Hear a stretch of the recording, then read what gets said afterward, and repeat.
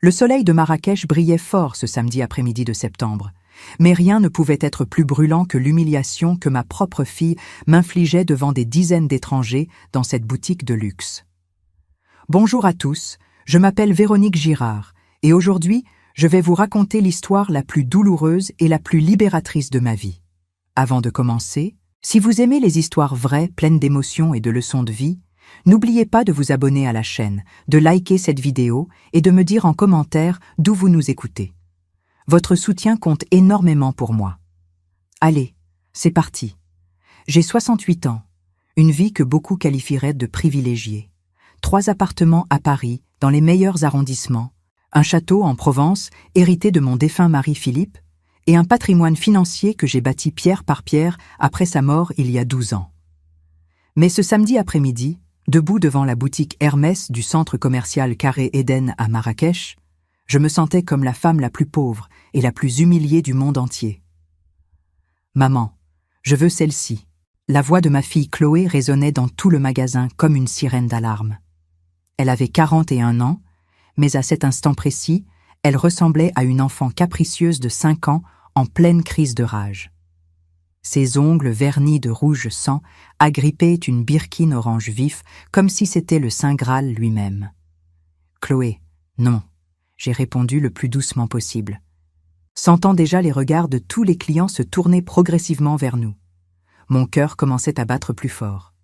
Nous avons déjà acheté 3 sacs de luxe à Paris, avant même de prendre l'avion pour venir ici, et ce magnifique collier en or hier soir au souk.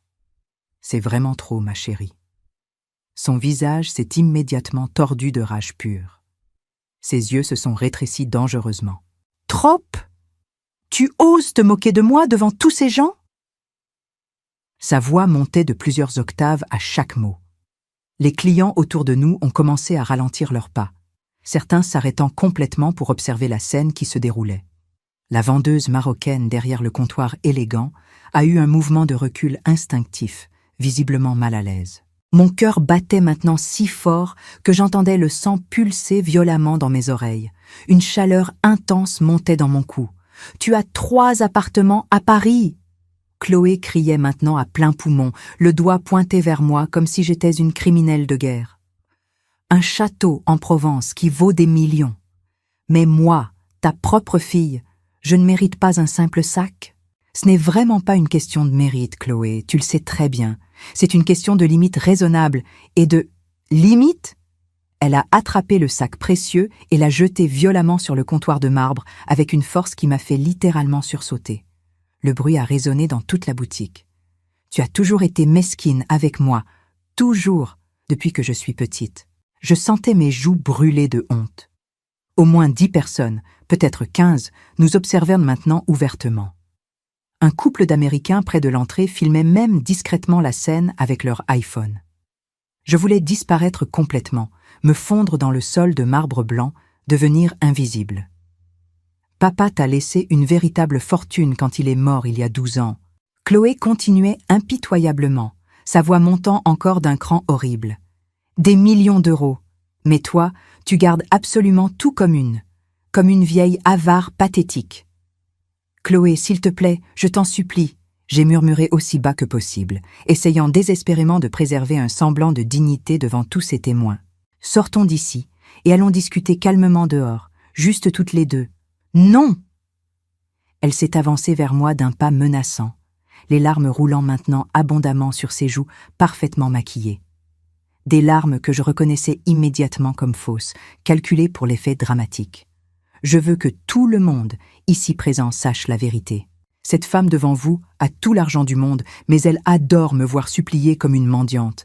Elle adore me rabaisser et m'humilier constamment. Ma gorge s'est serrée douloureusement.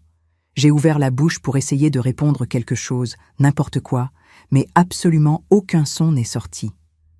J'étais complètement paralysée par le choc et l'humiliation.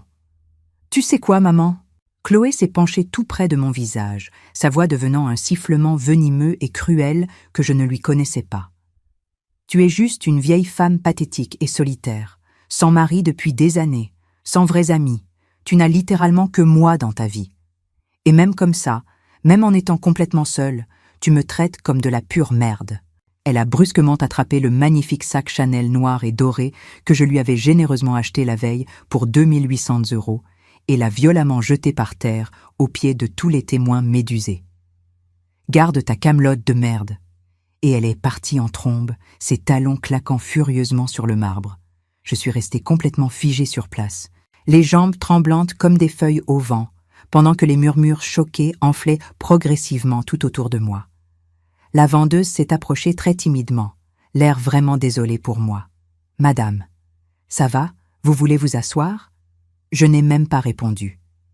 J'ai ramassé le sac Chanel du sol froid avec des mains qui tremblaient violemment, comme celles d'une vieille femme malade, et je suis sorti aussi vite que possible, la tête haute malgré tout, même si j'avais l'horrible impression que mon monde entier venait littéralement de s'effondrer sous mes pieds. Le trajet en taxi jusqu'à notre riad a été le plus long et le plus pénible de toute ma vie. J'ai essayé d'appeler Chloé au moins 15 fois. Chaque fois, ça tombait directement sur sa messagerie vocale. J'ai envoyé des dizaines de messages WhatsApp désespérés. Ils s'affichaient tous comme « lus » avec les 2 petites coches bleues, mais aucune réponse ne venait. Absolument rien. Le silence était assourdissant et me déchirait le cœur. Quand je suis finalement arrivé au Riad d'Arzaman, notre magnifique hôtel de luxe 5 étoiles dans la vieille Médina, le jeune réceptionniste marocain, en costume impeccable, m'a donné une information qui m'a fait l'effet d'un coup de poignard en plein cœur. Madame Girard, mademoiselle Beaumont est montée chercher toutes ses affaires il y a environ 1 heure. Elle semblait très pressée et très énervée. Chercher ses affaires. J'ai répété mécaniquement, le cœur battant la chamade maintenant. Qu'est-ce que vous voulez dire exactement par chercher ses affaires? Elle a fait ses valises, madame. Elle a demandé qu'on lui appelle un taxi immédiatement pour l'aéroport Mohamed V. Le sol s'est littéralement dérobé sous mes pieds. J'ai dû m'accrocher au comptoir en marbre pour ne pas tomber. J'ai couru aussi vite que mes jambes tremblantes me le permettaient jusqu'à notre suite somptueuse au 2e étage. La magnifique porte en bois, sculptée de la chambre de communication entre nos 2 chambres, était grande ouverte, battant légèrement dans le courant d'air. Le lit king size de Chloé était parfaitement fait par le personnel. Sa valise. Louis Vuitton monogramme avait complètement disparu. Tous ses vêtements de créateur soigneusement rangés dans l'armoire, toutes ses chaussures italiennes alignées, son parfum Chanel No. 5 qui coûtait une fortune, absolument tout avait disparu sans laisser la moindre trace. Sur l'oreiller en soie blanche impeccable, un simple morceau de papier plié en 2 m'attendait comme une sentence de mort. Mes mains tremblaient tellement violemment que j'ai eu énormément de mal à le déplier correctement. L'écriture élégante de Chloé, cette même écriture que j'avais patiemment aidé à former et perfectionner quand elle avait à peine 6 ans, formait maintenant des mots d'une cruauté absolument insupportable. « Garde ton argent sale, vieille femme pathétique. Je n'en ai absolument pas besoin, ni de toi non plus. » Je me suis complètement effondré sur son lit encore parfumé, pas sur le mien, sur le sien. Il sentait encore intensément son parfum Chanel, cette odeur si familière qui me rappelait ma petite fille. Les sanglots sont montés de ma poitrine comme des vagues violentes et incontrôlables. J'ai composé frénétiquement son numéro encore une fois, les doigts glissant sur l'écran tactile à cause des larmes. La voix automatique et froide. Le numéro que vous avez demandé est actuellement indisponible ou hors de portée du réseau. J'ai essayé WhatsApp une dernière fois. Dernière connexion affichée, 19h42. Pas de réponse. Rien. Le vide absolu. La nuit est lentement tombée sur Marrakech comme un voile noir. Les chants mélodieux du muezzin pour la prière du Maghrib ont résonné mélancoliquement dans toute la ville endormie. J'étais assise complètement seule dans le noir le plus total de ma chambre, tenant ce bout de papier cruel dans mes mains tremblantes, complètement incapable de bouger, ne serait-ce qu'1 centimètre. Mon corps était paralysé par le choc. Ma propre fille, la chair de ma chair, m'avait purement et simplement abandonnée.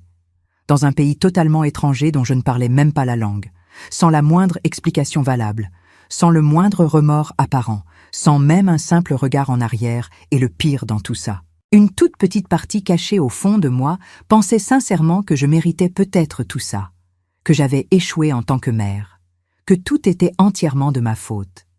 Cette nuit interminable, je n'ai absolument pas dormi une seule seconde. J'ai pleuré sans interruption jusqu'à ce qu'il n'y ait littéralement plus une seule larme dans mon corps déshydraté, jusqu'à ce que mes yeux soient tellement gonflés que je pouvais à peine les ouvrir, jusqu'à ce que le soleil impitoyable se lève progressivement sur Marrakech, complètement indifférent à ma douleur immense et à ma détresse absolue. Le dimanche matin est arrivé comme un cauchemar dont on ne peut pas se réveiller. Je me suis regardée dans le grand miroir doré de la salle de bain en zélige bleu traditionnel et j'ai eu un véritable choc. Mes cheveux grisonnants étaient complètement en bataille. Mes cernes violacées descendaient jusqu'au milieu des joues. Mes lèvres étaient gercées et craquelées. J'avais littéralement l'air d'avoir vieilli de 15 ans en une seule nuit d'enfer. J'ai pris une longue douche glacée en espérant que ça me réveillerait de ce cauchemar. J'ai enfilé mécaniquement une robe bleu marine toute simple, mes lunettes de soleil les plus grandes et les plus couvrantes, et je suis descendue lentement vers la réception comme un zombie. Le même jeune réceptionniste m'a confirmé avec beaucoup de gentillesse ce que je savais déjà dans mon cœur brisé. Chloé avait effectivement pris un taxi pour l'aéroport Mohamed V hier à exactement 18h15. Vol Royal Air Maroc à destination de Paris-Charles de Gaulle, départ prévu 21h. Elle était maintenant probablement déjà chez elle. « Merci beaucoup », j'ai murmuré d'une voix complètement cassée et méconnaissable. J'avais maintenant deux options qui s'offraient à moi. Rentrer immédiatement à Paris en prenant le premier vol disponible et affronter directement Chloé dans une confrontation qui promettait d'être horrible, ou quoi exactement? Rester ici toute seule au Maroc comme une idiote abandonnée? Qu'est-ce que j'allais bien pouvoir faire dans ce pays étranger? J'ai finalement décidé de rentrer rapidement en France. Il n'y avait absolument rien pour moi ici, au Maroc de toute façon. Ce voyage était censé être un magnifique moment de reconnexion profonde avec ma fille unique. Au lieu de ça, c'était devenu mon pire cauchemar absolu, une humiliation publique que je n'oublierai jamais. À 10h30 précise, j'ai quitté le riad magnifique avec ma petite valise à roulettes. Le soleil marocain était déjà absolument brûlant et impitoyable. Les rues étroites de l'ancienne Médina s'animaient progressivement. Vendeurs de tapis colorés criant leurs prix, marchands d'épices exotiques, touristes enthousiastes avec leurs caméras professionnelles pendues au cou. Tout ce bruit ambiant, toute cette vie vibrante autour de moi me semblait étrangement lointain et irréel, comme si j'étais prisonnière sous l'eau et que je ne pouvais plus respirer normalement. J'ai marché péniblement pendant 20 longues minutes jusqu'à l'avenue Mohamed V, la grande artère principale et moderne de la ville. Mon objectif était simple, trouver l'agence Royal Air Maroc pour acheter un billet de retour pour Paris le plus rapidement possible. À exactement 20 mètres de l'entrée vitrée de l'agence, j'ai brutalement dû m'arrêter net. Mes jambes tremblaient tellement qu'elles ne pouvaient plus me porter. La chaleur étouffante, le terrible manque de sommeil, le choc émotionnel violent, tout me rattrapait d'un seul coup comme une vague gigantesque. Je me suis littéralement effondré sur un vieux banc public en bois, sous un palmier maigre et rachitique qui donnait à peine quelques centimètres d'ombre pathétique. Les passants marocains me regardaient avec curiosité ou inquiétude, mais personne ne s'arrêtait vraiment. J'ai sorti mon téléphone portable de mon sac avec des mains encore tremblantes. Toujours absolument aucun message de Chloé. Pas un seul. J'ai composé son numéro encore une fois, même si je savais parfaitement ce qui allait se passer maintenant. Le numéro que vous avez demandé est actuellement... J'ai violemment raccroché avant la fin du message automatique. Des larmes brûlantes ont recommencé à couler abondamment derrière mes lunettes de soleil surdimensionnées. Je les ai essuyées rapidement et discrètement avec le dos de ma main, en regardant nerveusement autour de moi pour m'assurer absolument que personne dans la foule ne me voyait pleurer comme ça. Et c'est précisément à ce moment terrible que j'ai entendu une voix masculine derrière moi. Grave, posée, en français absolument impeccable sans le moindre accent. « Véronique ?» Mon sang s'est instantanément glacé dans mes veines. Je ne connaissais absolument personne au Maroc, pas une seule personne. C'était totalement impossible. J'ai levé les yeux très lentement, presque avec peur. Un homme se tenait debout juste devant moi, me bloquant partiellement le soleil aveuglant. Grand, Élégamment mince, cheveux gris soigneusement coiffés en arrière à la française, costume impeccable de lin beige malgré la chaleur suffocante. Il portait une montre de luxe qui brillait intensément au soleil, une Patek Philippe. J'en étais absolument certaine après toutes ces années passées dans le luxe. Mais c'était surtout son visage qui m'a fait complètement arrêter de respirer pendant plusieurs secondes. Des yeux bleus perçants et intelligents, une petite cicatrice caractéristique sur le sourcil gauche, un sourire incertain mais chaleureux. Véronique Girard, c'est vraiment bien toi après toutes ces années? Ma bouche s'est ouverte lentement, mais aucun son cohérent n'est sorti pendant un long moment. Je connaissais ce visage, je connaissais cette voix grave, mais c'était absolument impossible. Ça faisait tellement d'années, tellement. Édouard, j'ai finalement murmuré dans un souffle, enlevant précipitamment mes lunettes de soleil pour mieux voir. Mon Dieu! Son sourire s'est considérablement élargi, illuminant tout son visage. C'est vraiment toi. Incroyable. 44 ans. Édouard Lavigne, mon ancien camarade de master en sciences économiques à la prestigieuse Sorbonne entre 1978 et 1981. Nous étions extrêmement proches à l'époque, très proches même. Nous passions absolument toutes nos longues soirées dans les cafés romantiques du quartier latin, à débattre passionnément de Keynes et de Marx, à refaire le monde économique. Il était brillant, terriblement ambitieux et incroyablement drôle. Et puis, brutalement, en 1981, il était parti au Maroc pour un mystérieux projet hôtelier. Nous avions échangé quelques lettres nostalgiques au début, puis progressivement plus rien du tout. La vie cruelle nous avait inexorablement séparés. Mes amis, si cette histoire vous touche, n'oubliez surtout pas de vous abonner à la chaîne et de liker cette vidéo. Ça m'aide vraiment énormément. Merci infiniment. Et maintenant, après 44 longues années, il était là, debout devant moi, comme sorti de nulle part, comme un fantôme du passé. Qu'est-ce que tu fais ici exactement ? J'ai demandé d'une voix encore tremblante et incrédule, essayant désespérément de comprendre cette apparition surréaliste.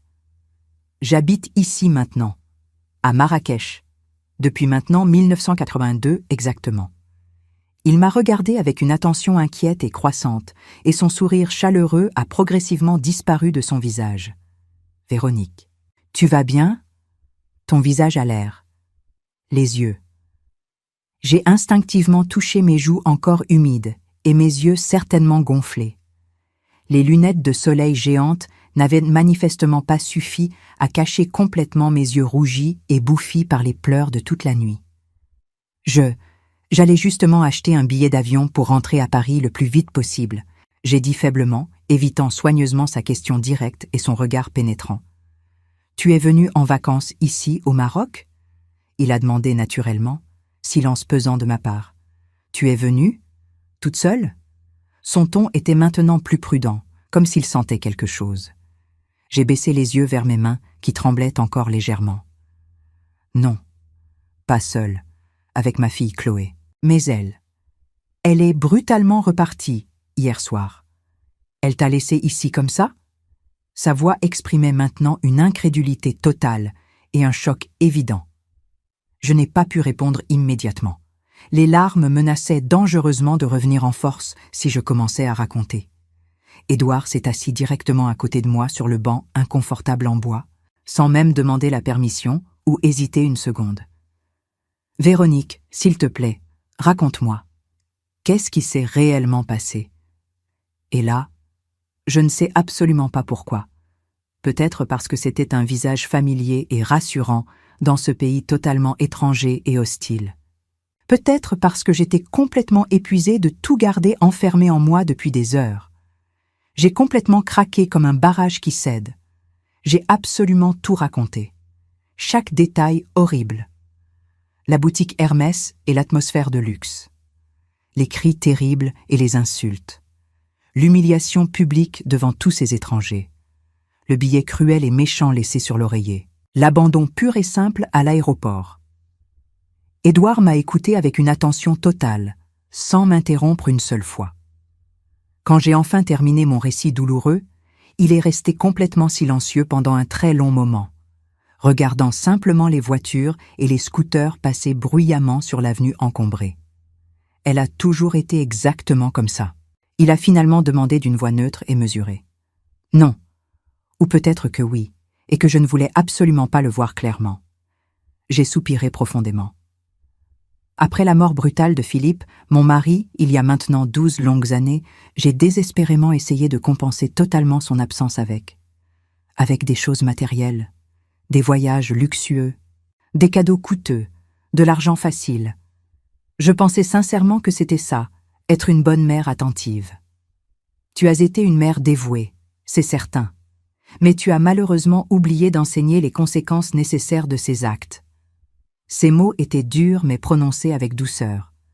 Ces paroles m'ont frappé comme une gifle violente en plein visage, mais une gifle absolument nécessaire et méritée. J'ai aussi dû apprendre des leçons extrêmement difficiles dans ma propre vie. Édouard a continué, sa voix devenant sensiblement plus douce et plus personnelle. Ma femme adorée, Nadia, est morte tragiquement il y a exactement 3 ans maintenant.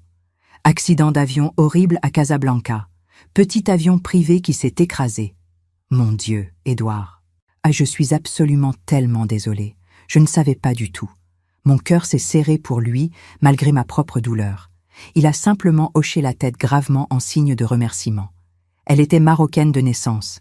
C'est elle qui m'a absolument tout appris et tout expliqué sur ce pays magnifique et sa culture complexe. Nous avons littéralement construit un véritable empire commercial ensemble, main dans la main. Un empire ? J'ai répété avec curiosité, malgré toute ma douleur personnelle. Édouard a souri très légèrement. 6 hôtels de luxe répartis stratégiquement entre Marrakech et Essaouira sur la côte. Des investissements massifs dans le tourisme haut de gamme, l'immobilier de prestige. Nadia et moi avons commencé notre aventure avec un tout petit riad modeste dans la Médina en 1983. Aujourd'hui. Disons simplement que je n'ai plus vraiment besoin de travailler pour vivre, mais je continue uniquement par pure passion. Je l'ai regardé complètement différemment maintenant. Le jeune étudiant idéaliste et un peu rêveur que j'avais connu dans les années 70 s'était manifestement transformé en homme d'affaires extrêmement prospère et puissant. Mais ses yeux bleus avaient miraculeusement gardé exactement la même gentillesse profonde et la même chaleur humaine. Véronique, il s'est tourné complètement vers moi, me regardant droit dans les yeux avec intensité. « Écoute-moi bien, tu n'as absolument pas besoin de rentrer précipitamment à Paris tout de suite. Je ne peux vraiment pas rester ici toute seule, il faut absolument que je règle rapidement ça avec Chloé. »« Régler quoi exactement ?» Il m'a coupé fermement mais gentiment. « Elle t'a brutalement abandonné sans aucun remords. Elle t'a publiquement humilié devant des dizaines de témoins. Elle a laissé un mot absolument cruel et blessant. Qu'est-ce que tu vas régler au juste ? Mais c'est quand même ma fille unique, Édouard. Justement, précisément. Et elle doit absolument comprendre maintenant qu'une mère n'est pas un simple distributeur automatique de billets. Sa voix était devenue très ferme, mais pas dure du tout. Reste quelques jours ici avec moi. Laisse-moi te montrer le vrai Maroc authentique, pas celui des touristes avec leurs appareils photo. Le vrai, le profond. Édouard, c'est vraiment très gentil de ta part, mais... J'ai commencé à protester faiblement. J'ai un excellent chauffeur personnel disponible, 2 propriétés magnifiques actuellement vides, du temps complètement libre. Il a souri chaleureusement.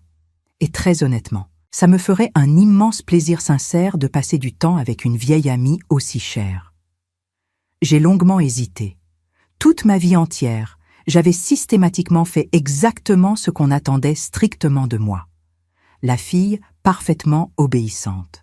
La femme totalement dévouée, la mère complètement sacrificielle. Et où est-ce que tout ça m'avait finalement mené ?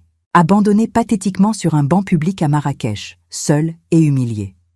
D'accord, j'ai finalement dit, surprise par ma propre voix qui sonnait presque forte maintenant. Quelques jours seulement alors. Le sourire d'Édouard s'est considérablement élargi. Excellent, parfait. Viens immédiatement, ma voiture est garée juste là-bas.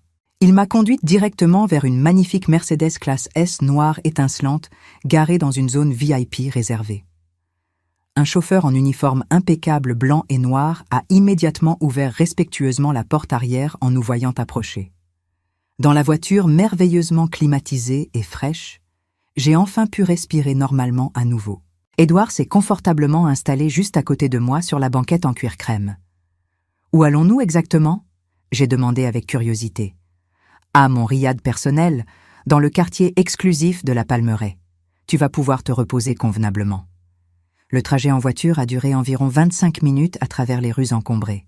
Nous avons progressivement quitté le chaos bruyant de la ville moderne pour entrer dans une zone résidentielle incroyablement luxueuse, avec de très hauts murs de pisé rouge et des rangées interminables de palmiers majestueux. Le chauffeur silencieux s'est finalement arrêté devant d'imposantes portes en bois massif, magnifiquement ornées de motifs géométriques traditionnels complexes. Édouard a utilisé un code de sécurité sur un petit boîtier moderne.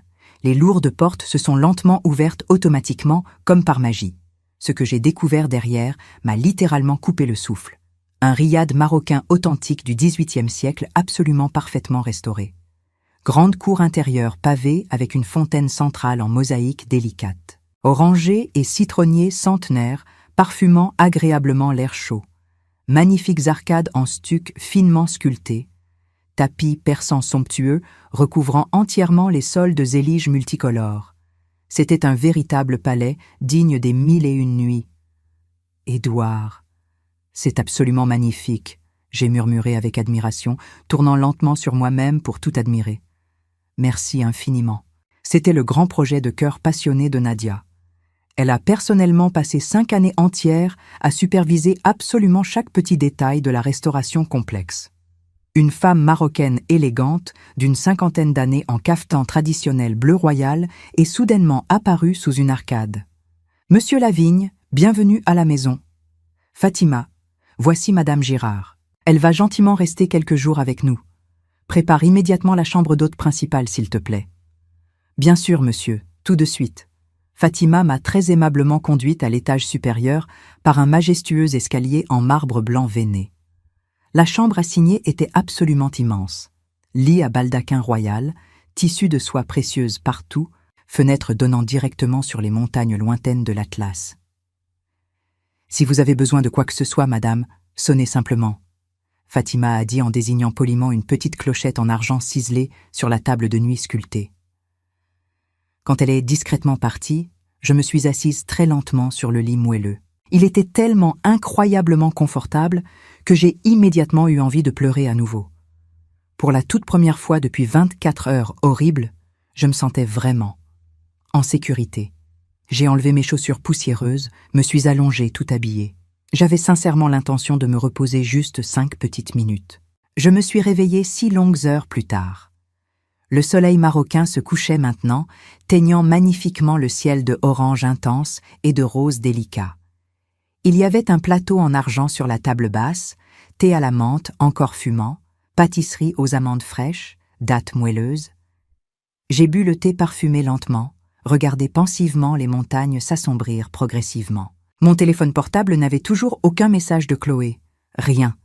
Quelque chose d'étrange en moi s'est subitement durci. J'ai délibérément éteint toutes les notifications. On a discrètement frappé à la porte. « Véronique ?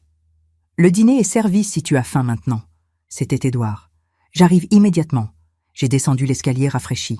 Édouard m'attendait patiemment dans la cour magnifique, où une table élégante avait été dressée près de la fontaine chantante.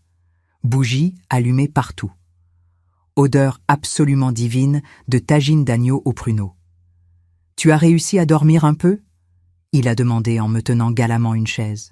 « Oui, merci énormément, pour absolument tout. » Nous avons mangé en silence pendant quelques minutes. Puis Édouard a dit calmement « Demain, si tu veux, je t'emmène à Essaouira, ville côtière magnifique, océan Atlantique puissant. Calme parfait pour réfléchir. »« Édouard, pourquoi fais-tu vraiment tout ça pour moi ?» Il m'a regardé directement dans les yeux. « Parce que tu as absolument besoin de te rappeler qui tu es réellement, pas la mère de Chloé. Véronique. La femme qui a courageusement voyagé seule en Asie à 25 ans, qui a brillamment fait un master en économie tout en élevant une fille seule, qui a bâti un patrimoine de zéro. J'ai complètement oublié cette Véronique. » J'ai murmuré tristement, les yeux baissés sur mon assiette. Elle n'est jamais vraiment partie nulle part. Elle était juste cachée très profondément. Il a pris ma main doucement par-dessus la table. Laisse-moi t'aider à la retrouver. Cette nuit-là, j'ai dormi profondément et paisiblement pour la première fois depuis des semaines. Sans cauchemars horribles, sans douleurs lancinantes, sans pensées obsessives. Le lendemain matin, au lever du soleil, Édouard et moi sommes partis pour Essaouira dans sa Land Rover noire tout-terrain. La route sinueuse vers Essaouira serpentait à travers des paysages que je n'aurais jamais imaginés dans mes rêves les plus fous. Des champs immenses, d'arganiers centenaires tordus par le vent constant, des chèvres agiles grimpant incroyablement dans leurs branches hautes, des villages entiers de terre rouge semblant surgir directement du désert aride. Édouard conduisait lui-même avec plaisir, les fenêtres grandes ouvertes, musique gnawa traditionnelle jouant doucement à la radio.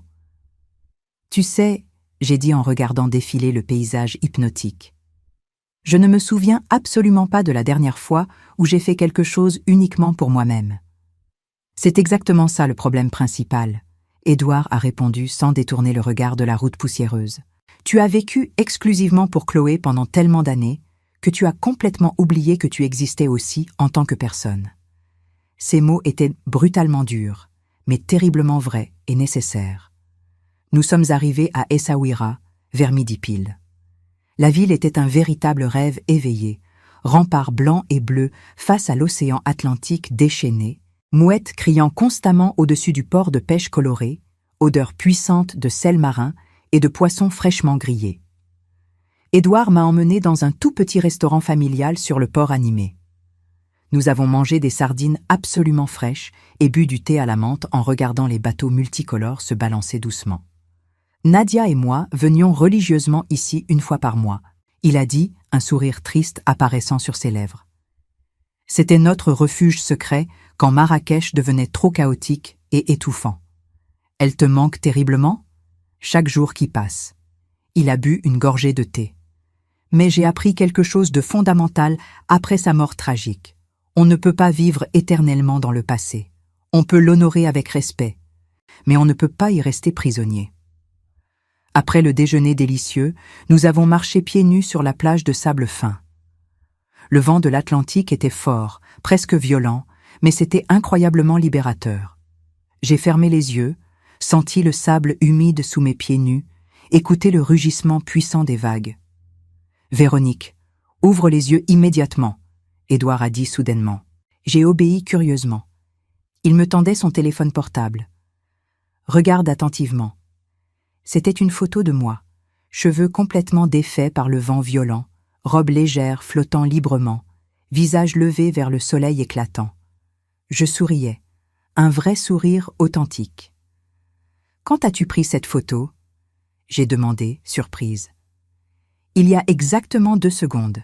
C'est la première fois que je te vois sourire sincèrement depuis que je t'ai retrouvée. » J'ai regardé la photo plus longtemps, cette femme sur l'écran. C'était vraiment moi, elle avait l'air vivante, libre, heureuse. « Envoie-la-moi immédiatement, » j'ai demandé. Ce soir-là, de retour au riad paisible, j'ai posté la photo sur Instagram. Première publication en 6 longs mois. Légende simple. Redécouvrir. J'ai délibérément éteint le téléphone avant de voir les réactions. Les jours suivants se sont enchaînés, comme un rêve éveillé. Édouard m'a emmené dans les montagnes majestueuses de l'Atlas, où nous avons visité des villages berbères isolés. J'ai aidé une vieille femme ridée à porter du bois. Elle m'a tendrement embrassé le front en guise de remerciement, et j'ai pleuré sans comprendre pourquoi. Nous avons dîné chez des artisans qui fabriquaient des tapis magnifiques. J'ai appris quelques mots d'arabe de base. J'ai ri aux éclats quand j'ai prononcé « choukran », « merci », avec un accent français si atroce qu'Édouard a dû se tenir les côtes. Le 4e jour, nous étions de retour au riad. Il faisait extrêmement chaud. Édouard et moi prenions tranquillement le thé dans la cour quand mon téléphone a soudainement vibré violemment. Notification bancaire urgente. Tentative de transfert refusée. 180 000 heures. Mon sang s'est instantanément glacé. J'ai ouvert l'application bancaire avec des mains soudainement tremblantes. Historique détaillé. 14h32. Tentative transfert 50 000 heures. Refusé. 14h48. Tentative transfert 120 000 heures. Refusé. 15h51. Tentative transfert 180 000 heures, refusée. Toutes les tentatives originaires de Paris, depuis mon compte principal, avec mes identifiants personnels. Édouard. Ma voix n'était plus qu'un murmure terrifié. Il a immédiatement posé sa tasse. « Quoi? Qu'est-ce qui se passe ?» Je lui ai tendu le téléphone avec horreur. Son visage s'est dangereusement durci en lisant. « Chloé ?» J'ai hoché la tête, complètement incapable de parler. « Comment a-t-elle obtenu tes codes secrets ?» J'avais un carnet dans mon coffre à Paris, avec tous mes mots de passe. J'aurais dû les changer après le divorce, mais... J'ai fermé les yeux. Elle a la clé du coffre. Je la lui avais donnée en cas d'urgence. Édouard s'est levé brusquement, a fait plusieurs pas, est revenu. « Véronique, tu comprends ce que ça signifie ?» Elle a essayé de me voler, j'ai murmuré, la voix brisée. Non. Sa voix était maintenant glaciale. Elle a essayé de te voler. Ce n'était pas de la colère impulsive, c'était prémédité, calculé. Les larmes ont commencé à couler abondamment. Pas de tristesse cette fois. De rage pure et d'indignation. Comment peut-elle oser? Édouard s'est agenouillé devant moi, a fermement pris mes mains. Écoute-moi bien attentivement. Ton compte est sécurisé. Elle n'a rien pu prendre finalement. Mais tu dois agir maintenant, immédiatement. Comment? Que faire? Son regard s'est fait intensément calculateur. J'ai une idée précise. Mais ça va demander que tu me fasses entièrement confiance. Complètement. Quelle idée exactement? Nous allons lui enseigner ce que tu n'as jamais eu le courage de lui enseigner, les conséquences réelles. Les heures suivantes ont été étranges.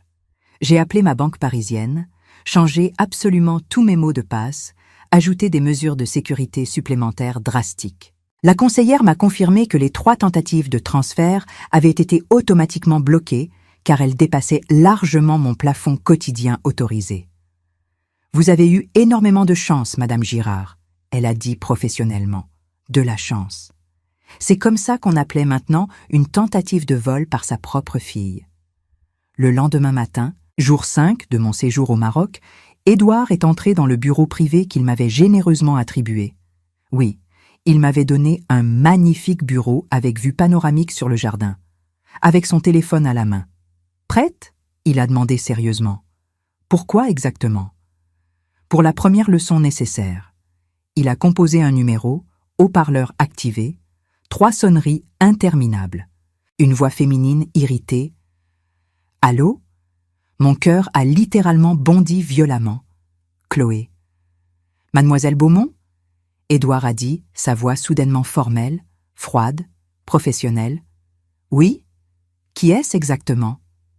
Édouard Lavigne, avocat représentant Madame Véronique Girard. J'ai écarquillé les yeux. « Avocat? Avocat ?» Chloé a répété, son ton montant dangereusement. « Qu'est-ce que vous racontez ?» Madame Girard a malheureusement subi un incident médical grave à Marrakech. Elle est actuellement hospitalisée. « Quoi ?» Le cri de Chloé m'a fait violemment sursauter. « Qu'est-ce que vous racontez? Hospitalisée où ?» Déshydratation sévère, choc émotionnel profond. Les médecins pensent que le stress intense des derniers jours a considérablement contribué. Un silence lourd. Puis, elle. Elle va bien? Pour la première fois depuis des jours, j'ai entendu de la peur réelle dans sa voix, de l'inquiétude authentique. Stable, mais elle va rester ici au moins 1 semaine complète. Repos complet obligatoire. Je peux lui parler immédiatement? Non. Elle ne reçoit ni visite, ni appel. Ordre médical strict. Nous devons éviter tout déclencheur émotionnel supplémentaire. Respiration forte et irrégulière de l'autre côté. Édouard a continué, impitoyable. Madame Girard m'a également demandé de vous informer. Tous les comptes joints ont été gelés temporairement jusqu'à son rétablissement complet. Mesure de sécurité standard. Gelés! La voix de Chloé est devenue aiguë. Mais j'ai besoin. Besoin de quoi, mademoiselle? Silence embarrassé. C'est tout pour le moment. Je vous recontacterai avec des mises à jour. Il a raccroché brutalement. J'étais complètement pétrifiée. Édouard, tu as menti. Je ne suis pas hospitalisée. Non, mais tu es émotionnellement épuisé. Ce n'est pas vraiment un mensonge. Il a posé le téléphone. et elle a besoin de sentir ce que c'est que de perdre quelqu'un. Mais, Véronique, il s'est assis en face de moi. Fais-moi confiance. 7 jours. C'est tout ce que je demande. J'ai fermé les yeux. Toute ma vie, j'avais cédé. À Philippe qui dilapidait notre argent en secret. À Chloé qui exigeait toujours plus. Quand est-ce que j'avais arrêté de me battre pour moi-même? D'accord, j'ai murmuré. 7 jours. Les jours 6 et 7 ont été les plus étranges de ma vie. Édouard m'a emmené dans le désert d'Agafay, à 40 minutes de Marrakech. Pas le vrai Sahara, mais des dunes dorées, à perte de vue, un silence absolu, un ciel étoilé si dense qu'on aurait dit de la peinture. Nous avons dormi dans un camp de luxe, tente berbère avec lit king size et salle de bain privée. Le soir, autour du feu, un groupe de musiciens Genyawa jouait du gambri, cet instrument à 3 cordes au son hypnotique. Nadia adorait cet endroit, Édouard a dit, regardant les flammes. Elle disait que le désert révélait qui nous sommes vraiment. Pas de distraction. Juste nous face à nous-mêmes. C'est effrayant, j'ai murmuré. Oui, mais nécessaire. Cette nuit-là, allongée sous les étoiles, j'ai pensé à Chloé. Était-elle inquiète? En colère? Indifférente? Une partie de moi voulait appeler, s'assurer qu'elle allait bien. L'autre partie, celle qui commençait à se réveiller après des années de sommeil, voulait qu'elle souffre un peu, qu'elle comprenne. Le 8e jour, nous sommes retournés au Riad. Édouard a reçu un appel pendant le trajet. Il a regardé l'écran, m'a montré « Chloé ». Je réponds. Il a demandé. J'ai hoché la tête nerveusement. Mon cœur battait la chamade maintenant. « Mademoiselle Beaumont ». Édouard a dit professionnellement, mettant le haut-parleur. « Monsieur Lavigne ». Sa voix était complètement différente, moins arrogante, presque humble. J'ai besoin de nouvelles de ma mère. Comment va-t-elle? Elle a eu son congé hier. Elle se repose. Je peux lui parler maintenant, s'il vous plaît? Elle n'est pas encore prête pour des conversations. Chargée émotionnellement. Un long silence pesant. Puis, j'ai fait quelque chose de terrible. Édouard m'a regardé intensément. J'ai fait signe de continuer.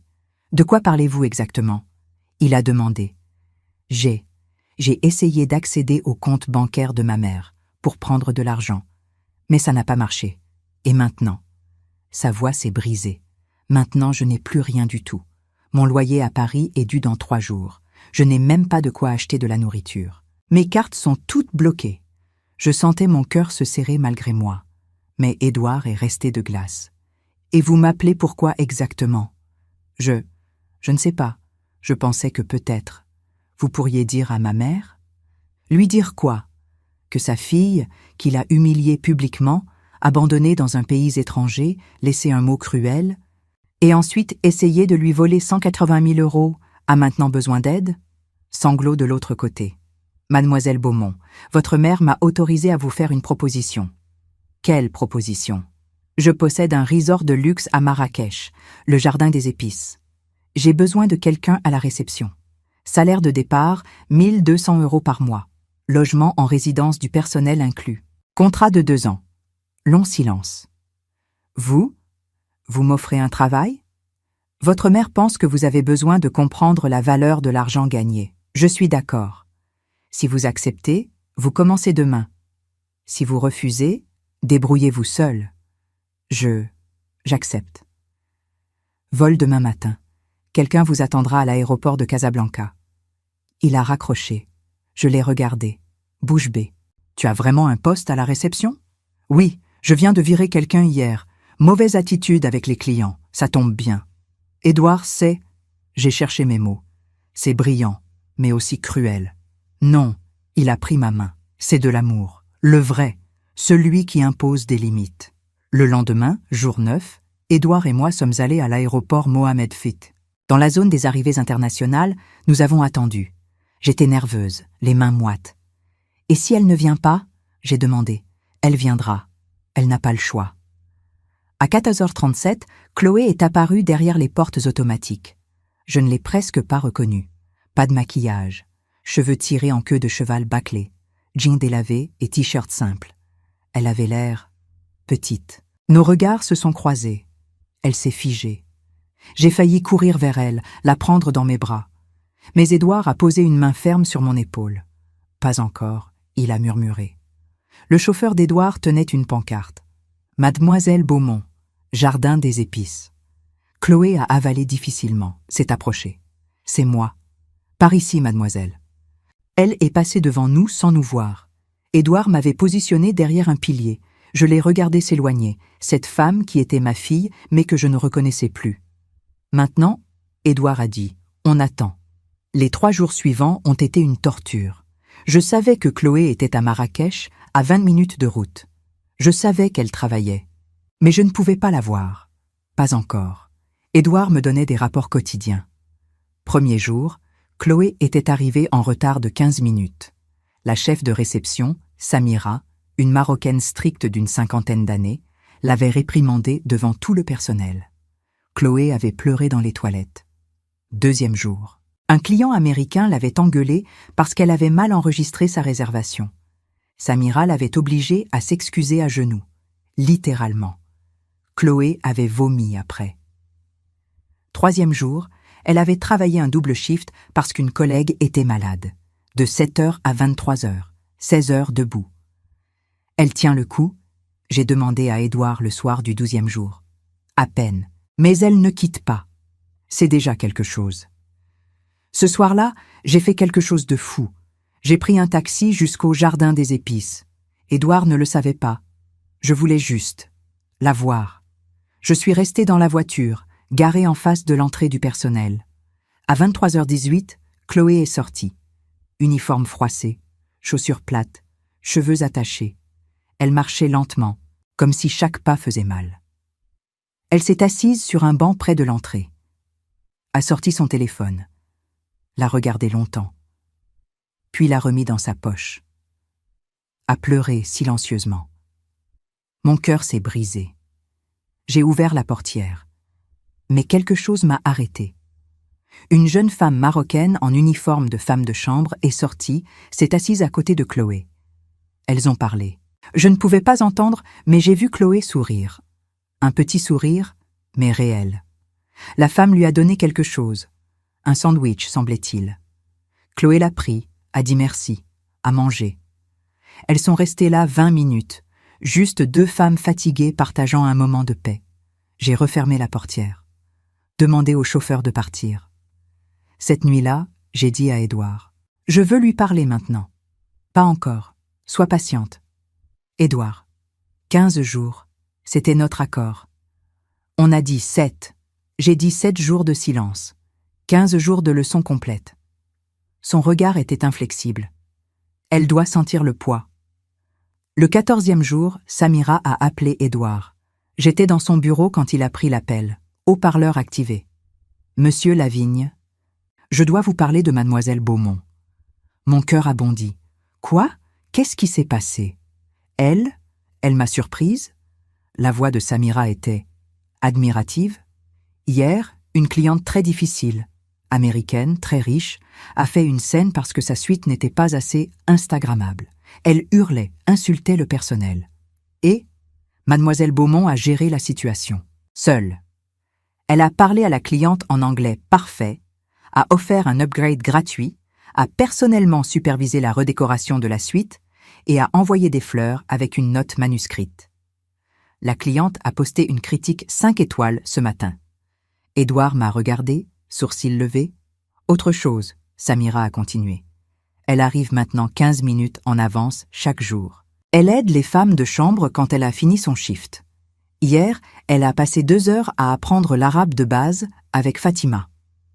Intéressant, Édouard a dit. Monsieur, je ne sais pas quelle est votre relation avec elle, mais elle change. C'est visible. Après le coup de fil, Édouard s'est tourné vers moi.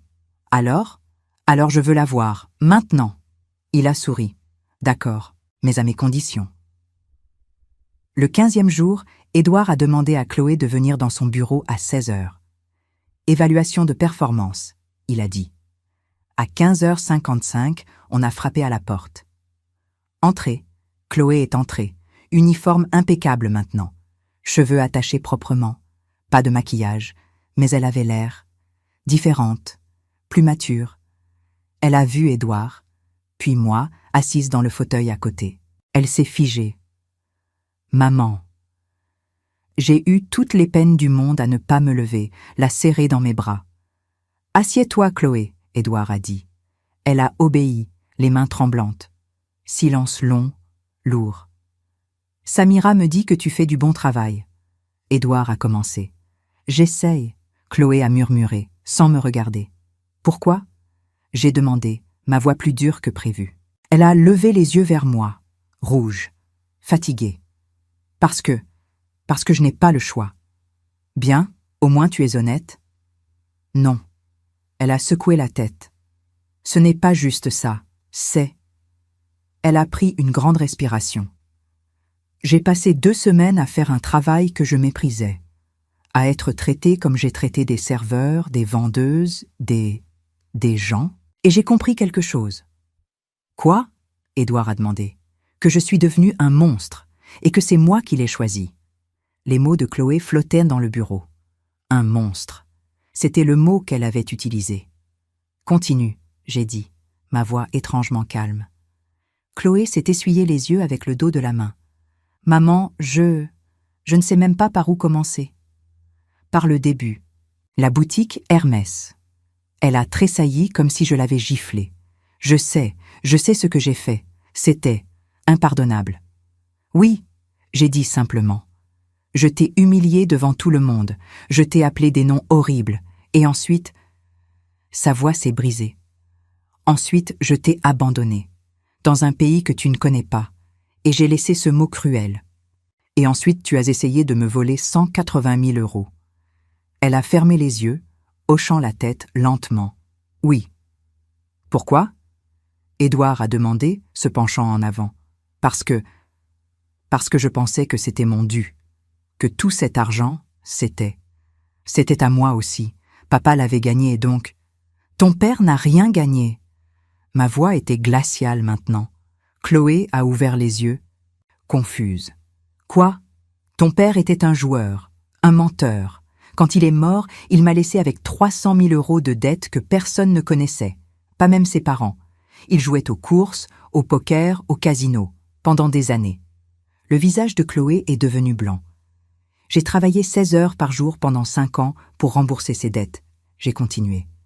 Tu avais 3 ans. Tu ne t'en souviens pas. Tu ne te souviens pas de moi pleurant dans la cuisine après t'avoir couché. Tu ne te souviens de rien. Maman, je ne savais pas. Non, tu ne savais pas, parce que j'ai fait en sorte que tu ne saches jamais. Je voulais que tu aies une enfance normale, heureuse. J'ai pris une grande respiration. Mais j'ai commis une erreur. Je t'ai donné du confort sans t'apprendre son prix. Chloé pleurait maintenant, silencieusement. Chaque euro que j'ai dit, je l'ai gagné, avec du sang, de la sueur et de la dignité. Et tu pensais pouvoir juste le prendre? Je suis désolée, elle a murmuré. Je suis tellement désolée. Désolée ne suffit pas, j'ai dit fermement. Silence absolu. Édouard s'est levé, est allé à la fenêtre. Chloé, je vais te poser une question. Réponds, honnêtement. D'accord. Ces 2 dernières semaines, le travail, l'épuisement, les clients difficiles, Samira qui te crie dessus, partager une chambre minuscule avec 2 autres filles, manger du couscous réchauffé pour le dîner parce que c'est tout ce que tu peux te permettre. Il s'est tourné vers elle. Ça t'a changé? Chloé a hoché la tête. Oui. Comment exactement? J'ai rencontré des gens qui travaillent dur toute leur vie et qui n'ont jamais rien. Fatima, la femme de chambre, elle a 52 ans. Elle travaille ici depuis 20 ans. Elle envoie chaque centime à sa famille dans les montagnes. Elle n'a jamais eu de vacances. Jamais. Chloé s'est essuyé le nez. Et elle sourit. Tous les jours. Elle sourit. Et? J'ai demandé. Et moi j'avais tout. Absolument tout. Et je passais mon temps à me plaindre, à exiger plus, à gâcher. Elle m'a regardé droit dans les yeux. Je t'ai gâché, maman. Mon cœur s'est serré. J'ai voulu dire quelque chose, mais Édouard m'a fait signe d'attendre. Chloé, il a dit, ta mère et moi avons discuté. Nous avons une proposition. Laquelle? Tu continues à travailler ici. Pas 2 ans, 18 mois. Son visage a montré du soulagement. Mais, j'ai continué, avec des conditions. 1. Pas de contact avec moi, sauf pour des occasions spéciales, approuvées par Édouard. Tu dois apprendre à vivre sans dépendre de moi émotionnellement. Elle a hoché la tête. 2. Chaque euro que tu gagnes, c'est le tien. Tu apprends à budgéter, à économiser, à vivre. D'accord. 3. Après 18 mois, si et seulement si, tu as démontré un vrai changement, nous reparlerons de notre relation. Mais les cartes de crédit? Fini. L'appartement à Paris que je paie? Fini. Tu reconstruis ta vie. Seule. Chloé respirait fort maintenant. Et si j'échoue? Alors tu échoues? Édouard a dit simplement. Et tu assumes. Il y a une 4e condition, j'ai ajouté. Quoi? Thérapie, 1 fois par semaine. Il y a une excellente thérapeute française à Marrakech. Édouard a déjà pris rendez-vous. Chloé a essuyé ses larmes. Pourquoi vous faites ça? Parce que tu es ma fille, j'ai dit, ma voix se brisant enfin. Et que je t'aime, même quand je ne t'aime pas. Elle a éclaté en sanglots, de vrais sanglots cette fois, profonds, gutturaux, libérateurs. Je me suis levée, suis allée vers elle, les serrer dans mes bras. Elle s'est effondrée contre moi. Je suis désolée, maman, je suis tellement désolée.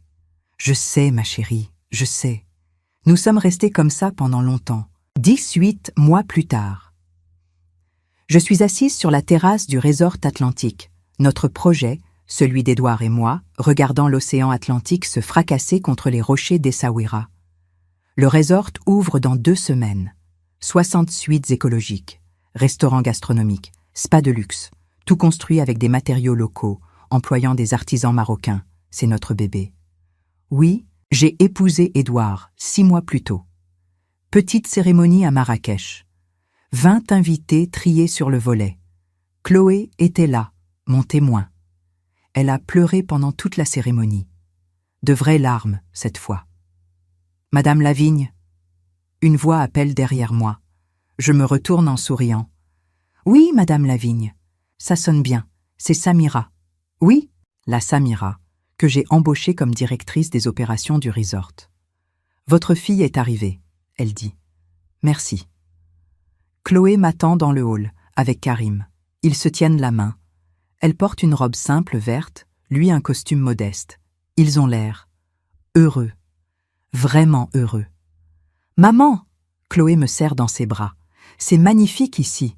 Tu as fait un travail incroyable. Nous, je corrige, Édouard et moi. Nous marchons sur la plage. Chloé me raconte, elle a été promue directrice de la réception du Jardin des Épices. Elle et Karim se sont fiancés. Ils cherchent un petit appartement à Marrakech. Je voulais te demander quelque chose, elle dit, s'arrêtant face à l'océan. Quoi? Est-ce que tu pourrais nous prêter l'argent pour le dépôt de l'appartement? On te remboursera chaque centime, je le promets. Non, je dis fermement. Son visage tombe. Oh, d'accord, je comprends. Je ne vais pas te le prêter. Je souris. Je vais te le donner en cadeau de fiançailles. Ses yeux se remplissent de larmes.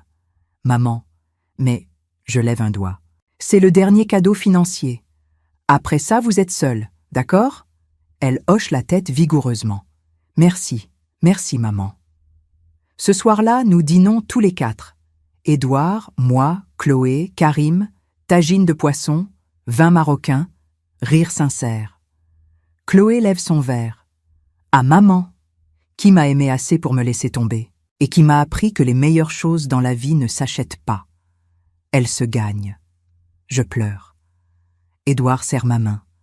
Et à Édouard, Chloé continue, qui a sauvé ma mère. Merci de lui avoir rappelé qu'elle méritait d'être heureuse. Nous trinquons. Plus tard, Édouard et moi restons sur la terrasse. La lune est pleine. « Tu as des regrets ?»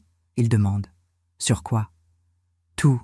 Le Maroc, Chloé, moi. » Je pose ma tête sur son épaule. « Aucun. » « Même quand elle t'a abandonné ?» Je réfléchis. Surtout ça, parce que ce jour-là, j'ai arrêté d'être juste la mère de Chloé. Je suis redevenue Véronique. Il m'embrasse. « Je t'aime, Véronique Lavigne. »« Je t'aime, Édouard. » Message de Chloé. « Maman, j'ai une nouvelle. Appelle-moi. Je l'appelle. Quoi? Je suis enceinte. Mon cœur explose. Quoi? 3 mois. Tu vas être grand-mère. Je pleure. Félicitations, je suis tellement heureuse. Après avoir raccroché, je reste assise. Édouard entre. Qu'est-ce qui se passe? Je vais être grand-mère. Il sourit. Elle va être une bonne mère. Oui, je murmure. Parce qu'elle connaît maintenant la différence entre gâter et aimer. Terrasse du Riad. Coucher de soleil. Chloé, enceinte de 8 mois, assise. Karim à côté. Édouard et moi en face. Tu sais, maman, Chloé dit, j'ai réfléchi. À ce jour à Hermès.